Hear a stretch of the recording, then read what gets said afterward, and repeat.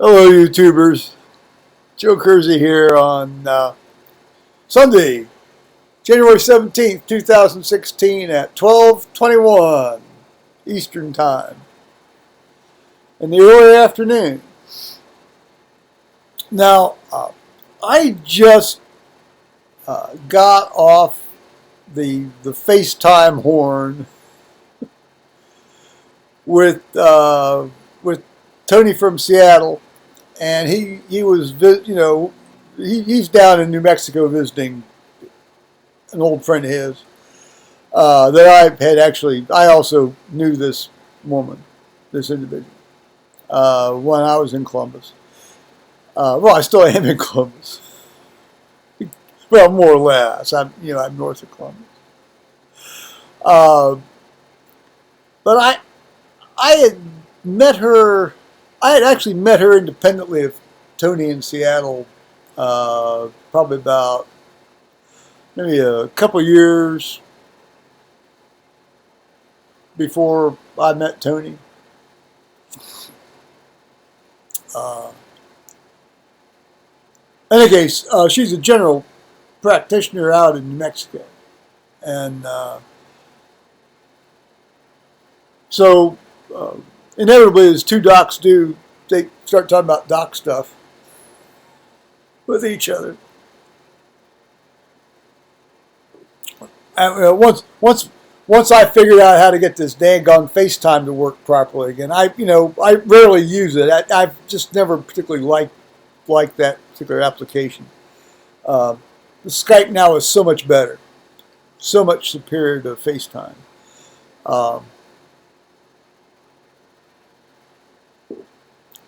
In any case, we got to work. Once I got them to turn their iPhones horizontally, to get the full screen picture, then if I can figure out how to get, this stuff to work, then pretty much anybody can. But, it takes me a long time to figure this stuff out. Well, that's neither here nor there. So we had a good encounter on the FaceTime, and I got to see a place, and saw her dog, saw her cat, saw her husband, saw her son, met Tony's friend that he went down there with. Nice, beautiful setting. Very nice place. Her husband's got a shop out back, and yeah, very nice. I mean, it was so wonderful to see her, and well, all of them, but particularly hear about her practice and things. Again, doc to doc.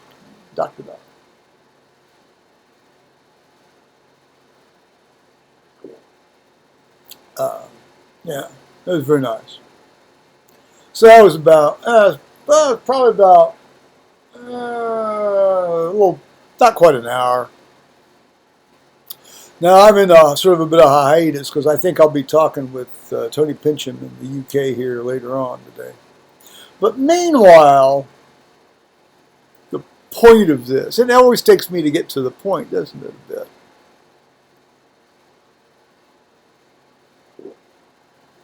Is that we had I went to this morning. I went to 8 o'clock service.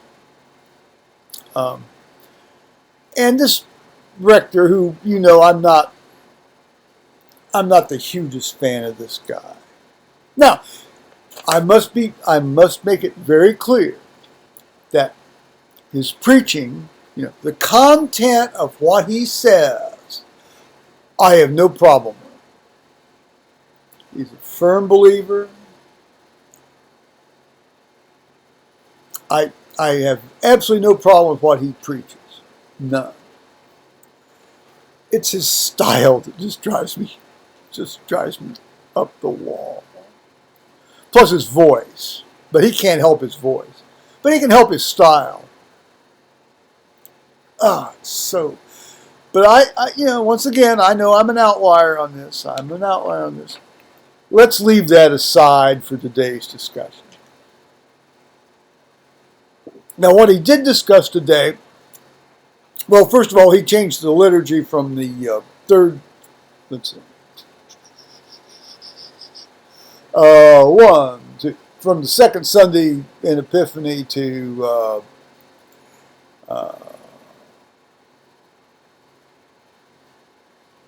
the Confession of St. Peter. When Jesus says, "Who do you say I am?" And Peter says, "You are the Christ, the Son of the living God." And so those were the readings for today, and that's fine. I mean, it's very legit. I mean, because the actual day of that is tomorrow, the 18th. But what he really preached about he did preach about it actually, but also then preached sort of in addition to that, was this thing: Anglican suspend the Episcopal Church over same-sex marriage, and this was taken from CNN. Not my favorite news source by any means. By a fellow named Daniel Burke. I'm not going to read it to you. It's out there. You can find it for yourself. But he read it to us. Most of it. But in a case, it has to do with the US Episcopal Church being suspended from the Anglican Communion for 3 years because of their stance over same-sex marriage. And specifically about their setting up a liturgy that essentially pretty much mirrors the standard man-woman marriage ceremony, without, with gender-neutral pronouns, or some way to not use pronouns at all.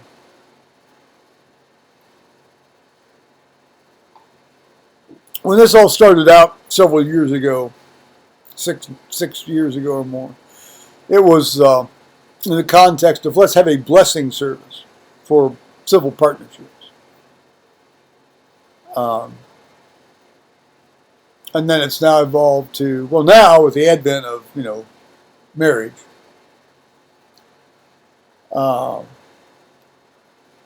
which sort of leapfrogged over what the Episcopal Church was doing. It's now, essentially it's a standard marriage service for both man-woman couples and same-sex couples.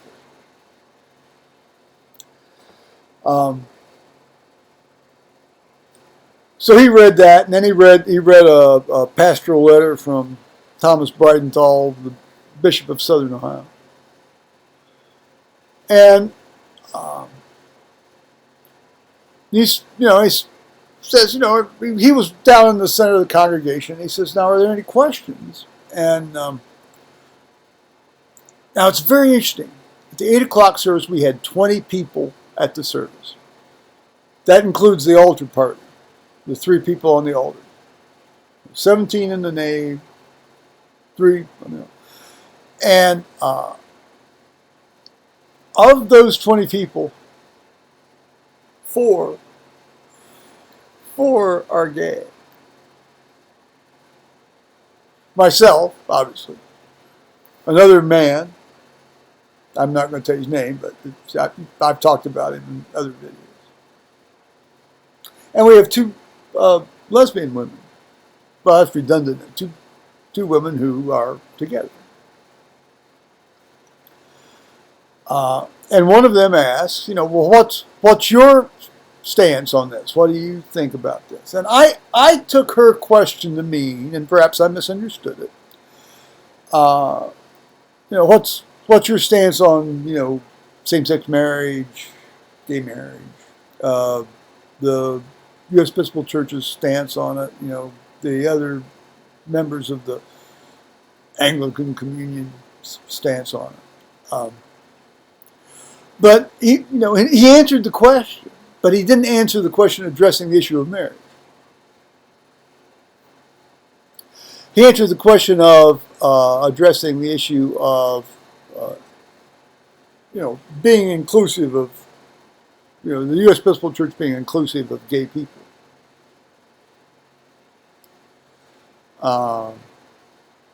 And I got thinking about this, and I realized he by begging the question, essentially, which is a debate tactic that just drives me up the wall normally, that was actually the best way to handle this, because so often this business about marriage stands as a straw man for, other churches in other parts of the world to basically, it's a straw man to say, go away gay people. No homosexuals. I hate that word. Homosexual. No gay people. I mean, they use the marriage issue now as a straw man for, we don't want gays in our church, period.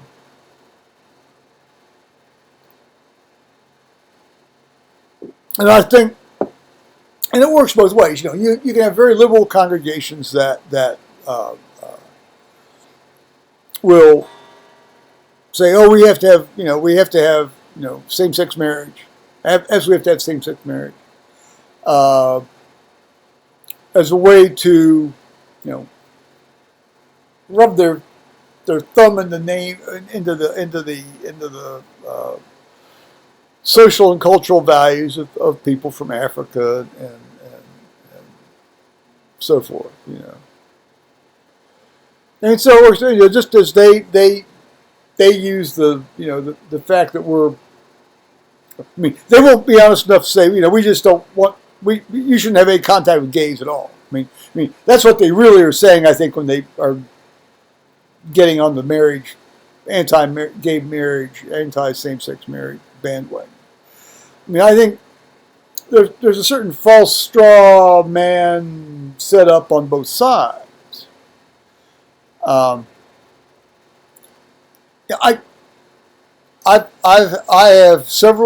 have many videos out, in my little review about this. It's unfortunate the English language doesn't have another word emotionally, socially, and legally equivalent to the word marriage that can be used for same-sex couples.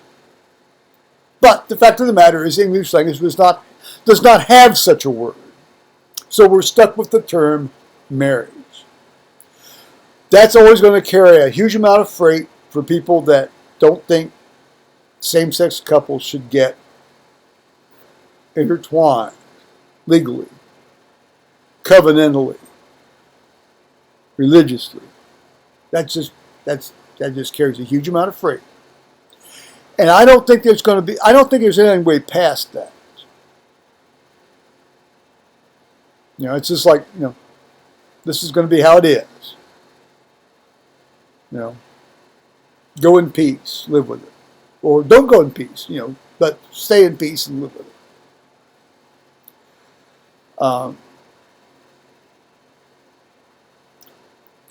But to now use the fact that the United States has legalized same-sex marriage, well, the Supreme Court has, but that's it's the agency of the United States, it's an arm of the United States government. It's a constitutional arm of the United States government. Has legalized it. That's just the fact of the matter. And not all churches are going to be marrying same-sex couples, obviously, but the U.S. Episcopal Church has chosen to do so. Now, I'm going to tell you right now again, and I've said it before, I'll say it again.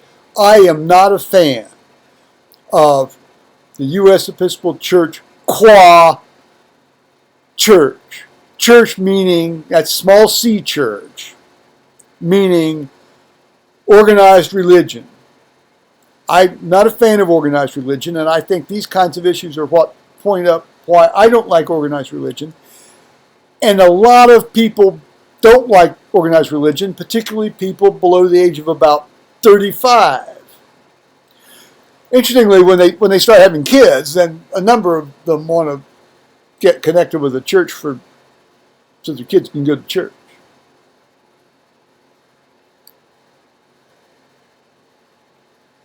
I don't like organized religion. I don't like all this synods and decisions and canons and this kind of crap. I do like the idea of apostolic succession and the laying on of hands and so forth. But, okay, well, all right. So it's like, it's like, it's like 10-year-olds writing, rules for their club, in a clubhouse, no girls allowed or no gays allowed. It's like, no, it's like you can't come in. And Reverend Highland, in his sermon said, basically said, the answer is love. I mean, love your neighbor as yourself. Love God, love your neighbor. Love God, love your neighbor. And that's true. That's true. And so whether the issue about whether gays go to the Anglican Episcopal Church here, that was solved years ago, almost decades ago now, really. The subsequent stuff's been about gay clergy and gay bishops and gay marriage. As a person that goes to church to worship God and do Holy Communion, all this political nonsense either way, I'm indifferent to it. I'm not there to engage in a political act, except in the most ontologic sense of the fact that if you publicly are expressing a belief in God and Jesus Christ and the Holy Ghost, that's a political act. It's like voting with your feet, You put your body out there, you're voting with your body.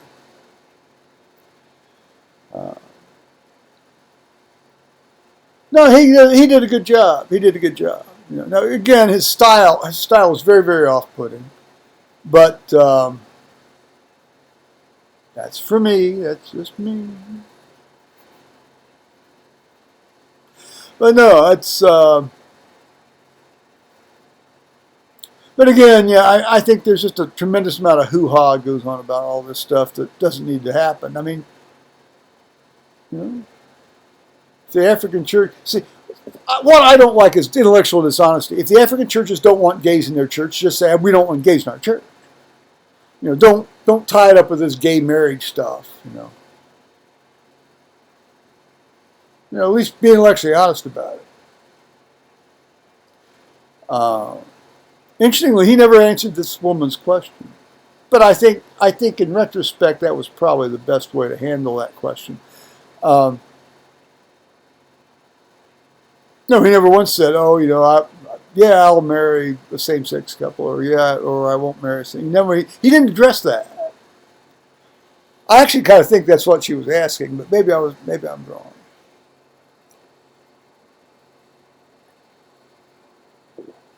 But it was a very interesting morning. And on that note, I'm going to shut up here and upload this and then get ready to talk with Tony Pincham here in a couple, 3 hours. So bye-bye, YouTubers.